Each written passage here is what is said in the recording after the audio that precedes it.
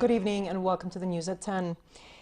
His Majesty King Abdullah chaired a meeting at Al-Husseiniya Palace to follow up on the implementation of the National Strategy for Human Resources Development 2016-2025.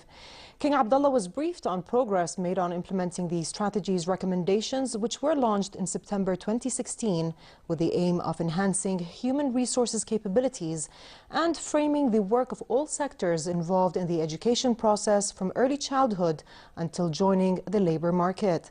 His Majesty said it was necessary to coordinate and integrate all efforts to follow up implementation of the strategy.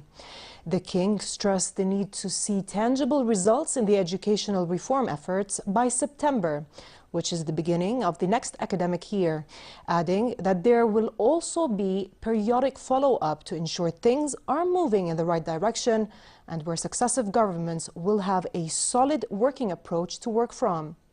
His Majesty expressed satisfaction with progress already made in implementing the strategy's priorities and voiced his support for all efforts to ensure the achievement of its objectives, as well as programs and projects associated with it. His Majesty the King also stressed the need to speed up public sector reform without further delay. During a meeting dedicated to the government's plans to develop the public sector and finalize the e-government program, His Majesty said the government should coordinate efforts to achieve reform goals. Prime Minister Hani al-Mulki briefed the King on the government's measures to improve the sector's performance and move from the current bureaucratic delivery of public services to a more efficient one. Mulki also highlighted amendments introduced to the civil service system to upgrade government's performance and motivate employees with a performance evaluation.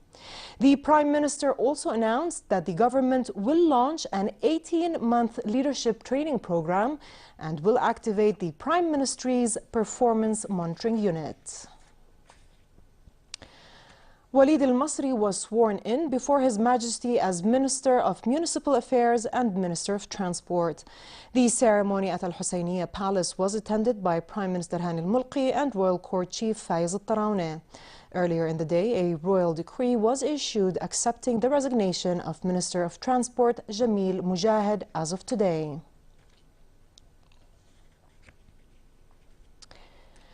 His Majesty attended a ceremony to honor Prince Ra'ad bin Zayed for his relentless work in providing care to the disabled people.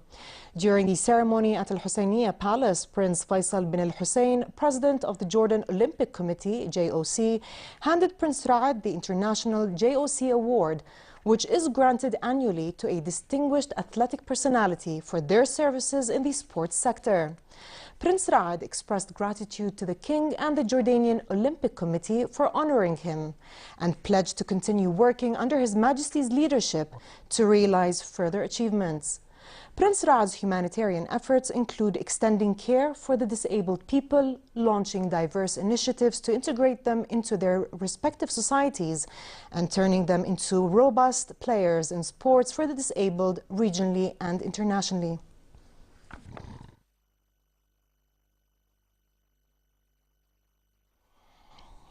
The Cabinet approved the establishment of the first educational waqf to encourage the local community and civil society institutions to support education.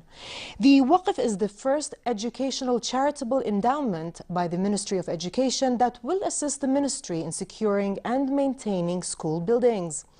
The Cabinet also approved a 10-dunum plot of land worth 1 million dinars to establish the waqf at the Ministry of Awqaf's expense. Following completion of its construction, it will be handed over to the Ministry of Education. In regional news, the UN Special Envoy for Syria said he had invited the Syrian government and opposition to a special meeting next week in Vienna, Austria. Staffan de Mistura said the January 25th to 26th meeting would focus on constitutional issues in Syria. On the ground, meanwhile, bombs and shells continue to fall in the eastern suburbs of Damascus, despite truce signed by armed groups. Besides deaths and injuries, shelling reportedly resulted in traffic disruption between towns, suspension of school exams, and limited access to local markets. The majority of the population in the area, however, are still clinging to their land.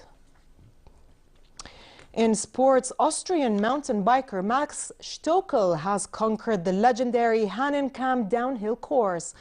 The 43-year-old rode down the 3,312-meter piste with a spine-chilling 27% average gradient on a regular mountain bike with 15mm metal spikes on the tires for added grip, hitting top speeds of 106 kilometers per hour.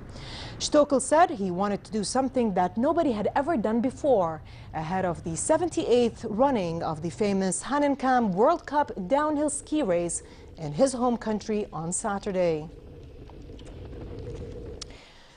And finally, a look at the weather forecast. It remains cold tonight with scattered showers expected across the kingdom and fog formation over hilly areas and the Badia.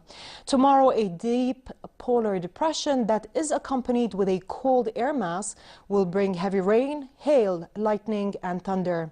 Snowfall is also expected in areas located 1,000 meters above sea level. Amman can expect tomorrow a high of 12 degrees Celsius and a low of 2. In the Gulf of Aqaba, it will be fair with a high of 22 degrees, sliding down to 10 at night. With this, we come to the end of the news. I'm Dara Abu Sham. Thanks for watching and have a good night.